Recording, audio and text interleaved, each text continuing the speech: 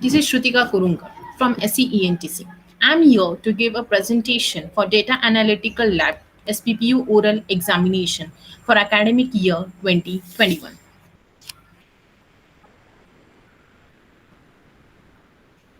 So the topics given to me were load Toyota CSV file, mention the size and drop NaN values. And I have to draw the histogram for that and mention X label, Y label, and beans also. Second, what I have to give an overview of a difference between univariant, bivariant, and multivariant analysis. Third was to find the coloration matrix and plot the coloration on Python. And fourth is how to deal with the categorical variables. Now let's move forward. So here we have to draw a histogram of cars data. So basically, what is a histogram? We will see. A histogram is a graphical representation of a data using bars of different heights. So when to use the histograms? Histograms are used to represent the frequency distribution of numerical values. Now we will be going towards code. Let's implement the code for histogram.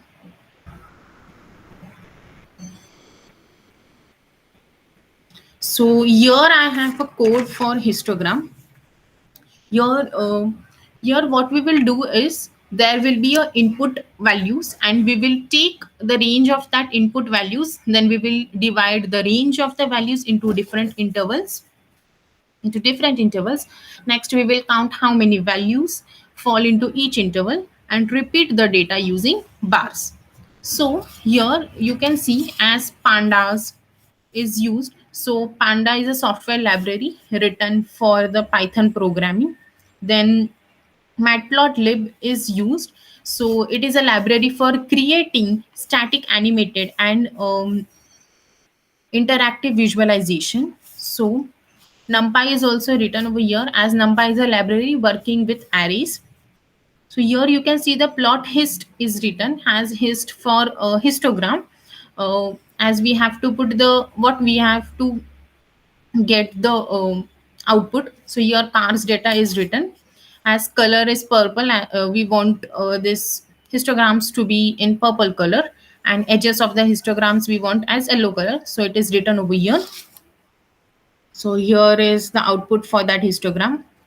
Now, second, as it was mentioned in the statement that we have to give the label, means title, then X label, Y label.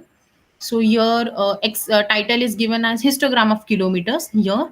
Then X label, that is X axis is mentioned as kilometers and Y axis is mentioned as frequency. So this is the code for histogram. Now we will be moving towards a slide.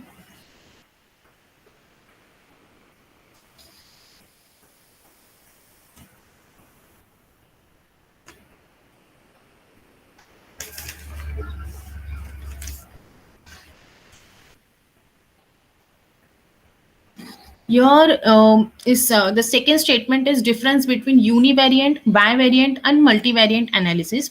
In this topic, we will be seeing univariant analysis, bivariant analysis, and multivariant analysis in detail. As first is univariant analysis. So what basically is a univariant analysis? A univariant analysis is the easiest method of quantitative data analysis. It is the quantitative data analysis. As the name suggests, uni means one. That is, there is only one dependent variable. So in which manner the univariant analysis is conducted? So it is conducted by frequency distribution table, then histograms, frequency polygons, pie charts, and bar charts also. So here is the example for histogram. We are seeing on a screen. So next is bivariant analysis. So what is a bivariant analysis? So a bivariant analysis is slightly more analytical than univariant analysis when the data set contains two variables and Rethless aim to undertake comparison between the two data set. Then bivariant analysis is used.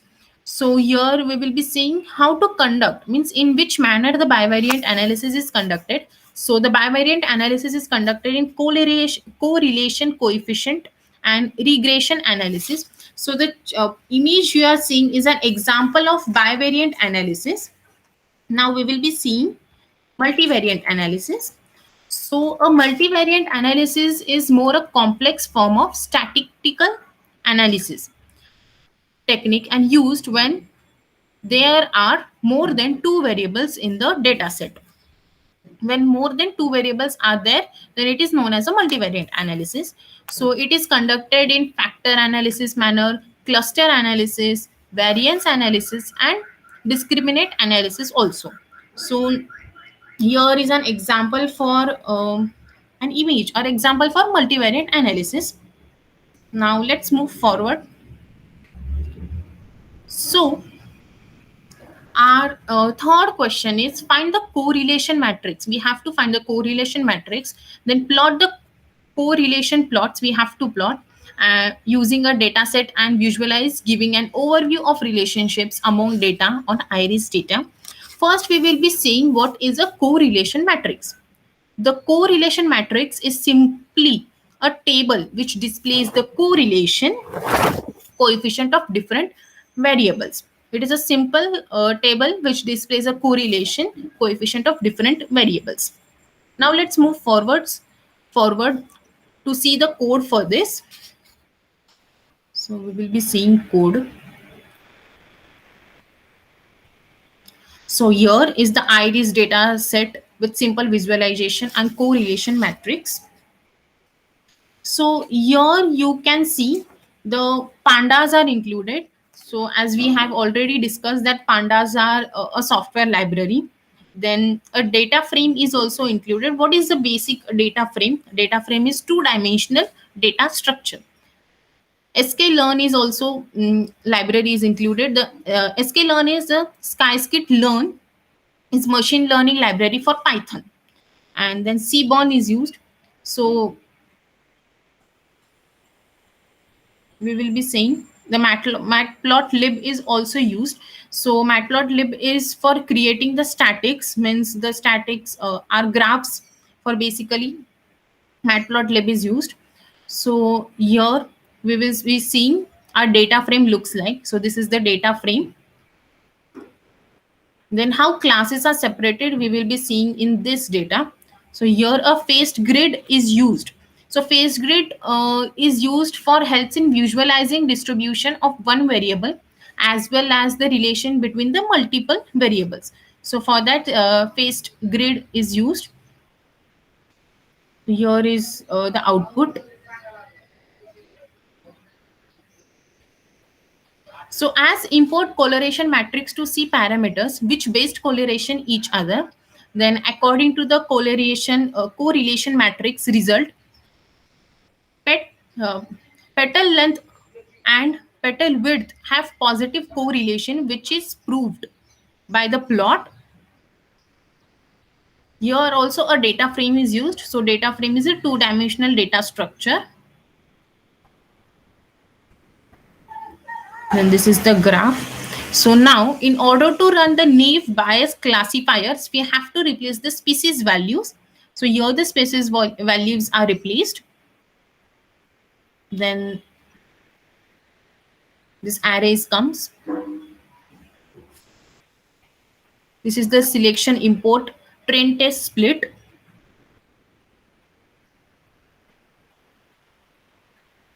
And here train and test models are seen over here.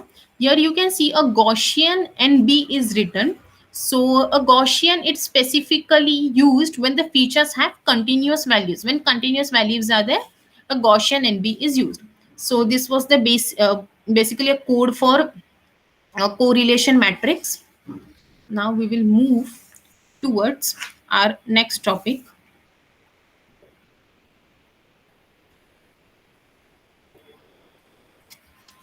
That is categorical data. In many classification problems, the target data set is made up of categorical labels which cannot immediately be processed by any algorithm. So that means an encoding is needed and Skyscape Learn offers at least two valid options for categorical data. So in categorical data, data encoding is included. So what is data encoding? Converting the categorical data to numeric value so that they are helps easily investigating the ML algorithms and helps them to learn better. Some ML algorithms can directly support the categorical features, whereas many others don't support the categorical features. So, data encoding is a way to transform the categorical values into suitable numeric values. Suitable numeric values is used for data encoding also. Now we will be seeing the types of categorical data. There are three types: binary, ordinary, and nominal. A binary having only two values is known as a binary. For example, it can be yes, no value, true, false, man, woman. As you can see, these are only two values, so it is known as a binary value. Then ordinary, the categories have an inherent order. It have an inherent order. For example, you can take debit card types. So the types can be classic, silver, gold. So these are the ordinary values.